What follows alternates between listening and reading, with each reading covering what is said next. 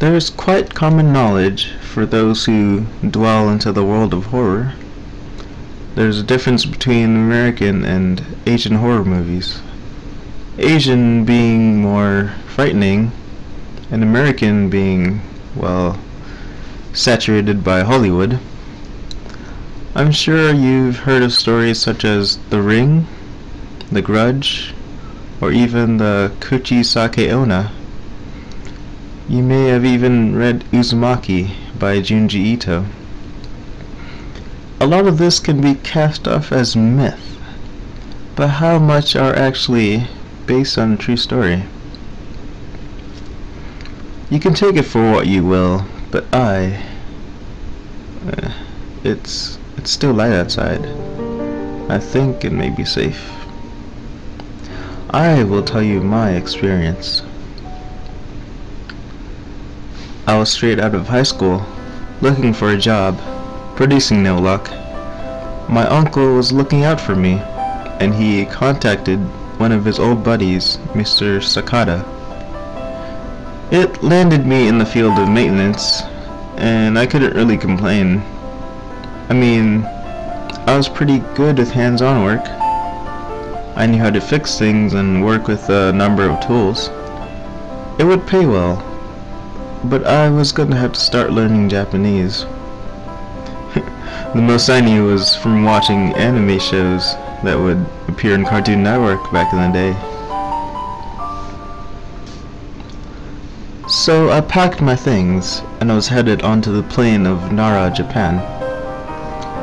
My work would begin with fixing some building structures that had been affected by an earthquake.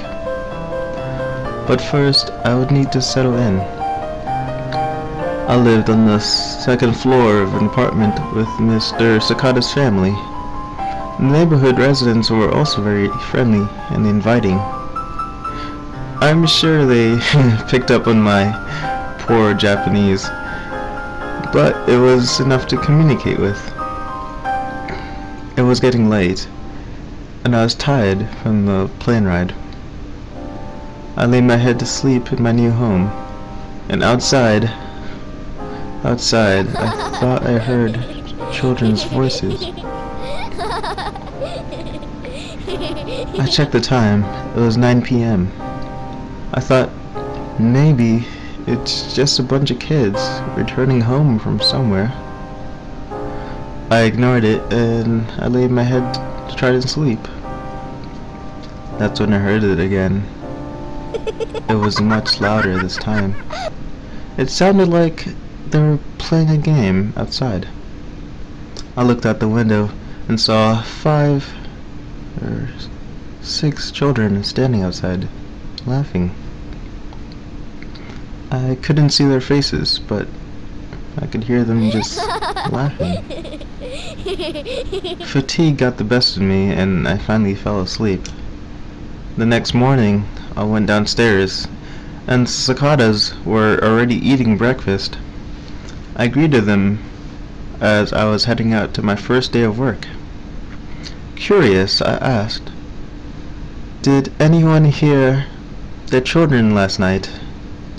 In Japanese, of course. But I must have screwed up my sentence, because I was met with blank stares. "Kodomo?" Miss Sakata replied. Sorry, I must have mistaken it for something else." I apologized, and I went my merry way. I've made a few acquaintances at work, me usually being the topic of American jokes. I've even made a few myself. It was then when I asked if there was any folk tales, myths, or spooky stories. I already knew some of them, like the story of Sadako, or even the girl from The Grudge. And as a final attempt to scare me, they told me a story that I had never heard before. There was once an elementary school where the homes in this town are now built upon. There was an incident which happened at the school. The school had caught fire, and the doors were unable to open. Somebody had locked them in. The windows were boarded up. There was no escape for the children in the building, and they all met their fiery death. The town is built over a grave of children, they say, and sometimes you can see their spirits still trapped in this world, trapped in the burning building. We all had a laugh, and we went home that night. I heard it again. The sound of children's laughter, and this time with a ball. There were children outside at night, playing. I looked out my window and they stopped. They just stood there, laughing. I couldn't see their faces, but I just knew they were laughing. The next night it was the same, except this time they were not laughing. But they stood there, watching me. The only thing they said to me was, "Asoba." Play? They were calling me to play. I shut the windows and I forced myself to sleep. I woke in the next morning to meet the Cicada family, and this time I wanted to ask if there was ever an elementary school built around here. Another blank stare. Mr. Cicada told me he had never seen a school in this town. He reassured me that the voices may have just been people returning home from a party. But I knew this was no party. It was at work when I told my friends about my nightly visitors. They thought I was trying to scare them, but during our lunch break, one of them came up to me with a frightened look on his face. "I'm sorry. We should have never told you about the elementary school." He showed me a book. It had the history of the town, dating almost 200 years ago, and the school, a fire. "We called them the Kageko," he said. They didn't ask you to play, did they?" "They stopped laughing last night," I answered. "Shit. They've noticed you. But whatever you do, don't play their game." As usual, I would return from work, admiring the beauty of this country, and then at night I would be followed by the Kageko, the shadow children. They would just stand outside my window, watching me, asking that same damn question. Asobo? It's gotten worse over the days. I've been seeing them everywhere, following me, and they would just stand there. What do they want from me? Why do they just stand there? If they wanted to, I imagine they could have just killed me by now. But no, no. They never intended for me to die. They prefer me to be alive, so they can torment me. I was their puppet, their plaything. I didn't sleep for days. I couldn't sleep, knowing that they would be watching me. I swear, I saw one in my room. I've begun to sleep with the lights on, till my electricity was cut off. I needed to live in the light, but now it's just darkness. I can hear them again. Asobo, they ask. Again and again, but they just stand there. What do you want?